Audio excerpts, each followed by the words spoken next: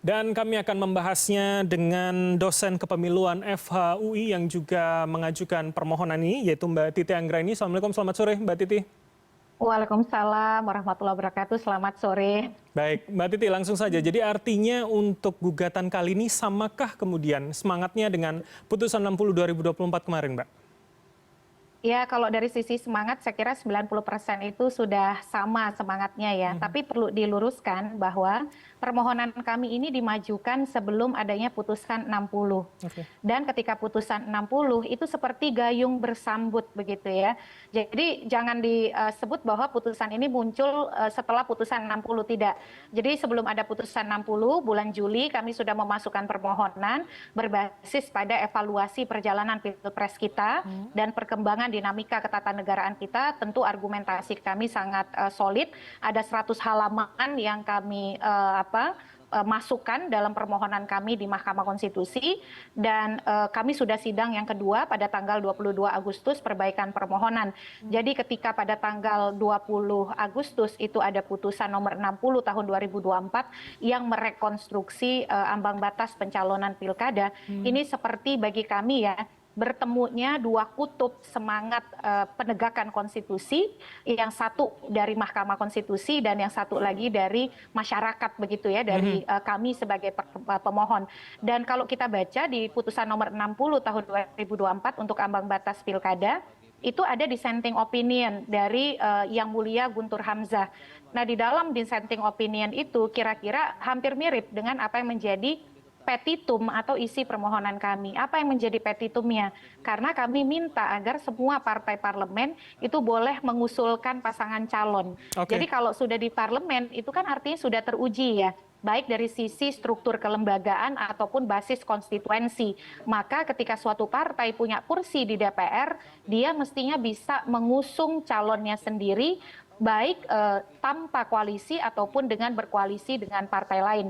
Tapi kalau partai baru, maka dia untuk membuktikan bahwa nanti presiden yang dia usung juga punya kekuatan politik yang signifikan dengan dukungan dari kursi-kursi partai yang ada di DPR, maka kami menawarkan konsep kalau dia hanya ingin berkoalisi dengan partai-partai yang tidak punya kursi di parlemen, jadi partai non-parlemen, maka berlakulah konsep ambang batas baru, di mana ambang batas yang kami tawarkan adalah 20% dari jumlah partai politik peserta pemilu, bukan merujuk suara, bukan merujuk kursi, tapi jumlah partai politik peserta pemilu. Singkat misalnya 20%, kalau partai politiknya ada 18, berarti 20% dari 18, yaitu 3,6. Nah, artinya cukup 3 partai non-parlemen saja yang bisa mengajukan, sudah bisa mengusung pasangan calonnya sendiri. Oke, tapi kemudian artinya kalau saya membandingkan tentunya dengan putusan 60 kemarin, petitumnya akan lebih rigid begitu ya. Jadi kemudian kalau kemarin putusan 60 banyak mengatakan ultra petitum begitu, lebih banyak daripada yang dituntut, akan lebih jelas nanti Mbak kali ini?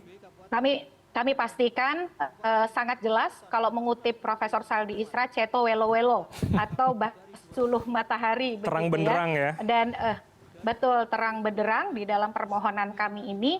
Dan bisa dipastikan kalau dari sisi semangat ya, putusan 60 ini kira-kira dari sisi semangatnya 90% sudah serupa, tapi kami tidak mungkin menduplikasi putusan 90 nanti.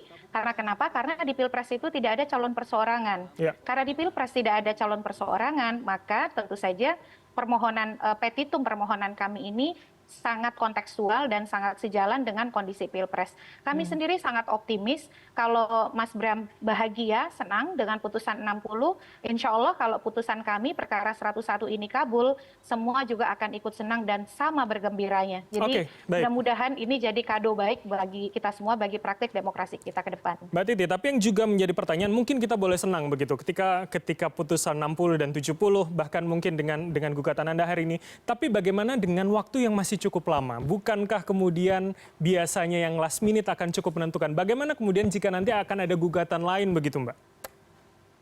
Iya, justru karena waktunya masih cukup lama, permohonan kami ini terbebas dari jebakan partisan atau politik praktis. Karena kita pada masa keleluasaan selesai pemilu, evaluasi pemilu, tapi kontestasinya masih lama.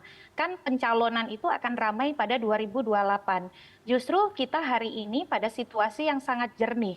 Karena tadi konstelasi dan peta politik nasional kita itu kan belum terbentuk. Jadi kita betul-betul berkonsentrasi pada norma yang netral, norma yang otentik, yang mementingkan tentu saja bagaimana praktik kontestasi pilpres ke depan yang lebih adil, yang lebih setara dan menguntungkan semua partai.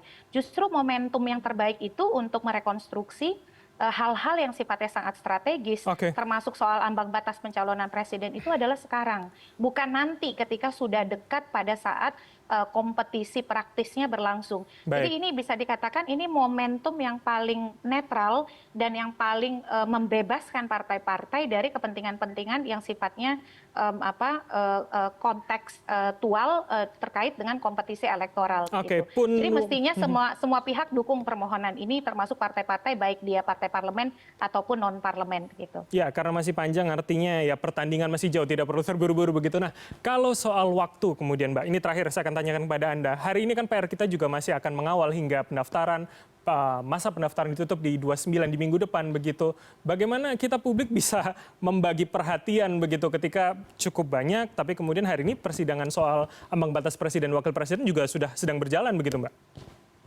Ya, tentu ini konteksnya berbeda ya. Saya berharap tentu saja semua pihak mengawal proses ini di Mahkamah Konstitusi. Justru karena prosesnya ini masih panjang, keterlibatan semua untuk mendiskusikan, mengelaborasi gagasan-gagasan konstitusional yang paling cocok untuk diberlakukan itu menjadi cukup waktunya, tidak menjadi tergesa-gesa dan lain sebagainya.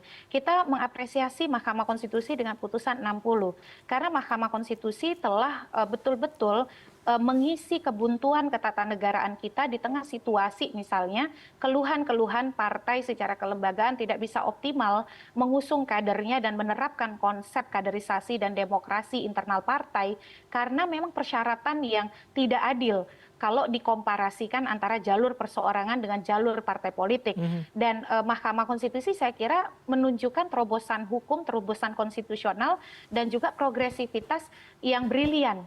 Saya terus terang ya Mas Bram, saya tidak terpikir akan bisa punya pendekatan keadilan dan kesetaraan serta kompetisi yang betul-betul non-diskriminatif ketika Mahkamah Konstitusi membuat putusan 60 ini. Makanya saya bilang sebagai pembelajar hukum, putusan 60 ini brilian karena dia melihat bagaimana ruang kontestasi itu betul-betul harus otentik, adilnya antara jalur perseorangan dan jalur partai. Dan itulah yang menurut saya formula yang sangat baik di putusan nomor 60 di Pilkada ya, yang menggunakan persentase 6,5 sampai 10%. Oke, dan harapannya tentu semangat ini juga masih bisa akan kita lihat pada putusan yang Anda gugat terkait ambang batas Pilpres ini. Terima kasih Mbak Titi Anggraini, dosen kepemiluan FH UI telah bergabung bersama kami. Selamat malam, sehat selalu Mbak. Selamat malam.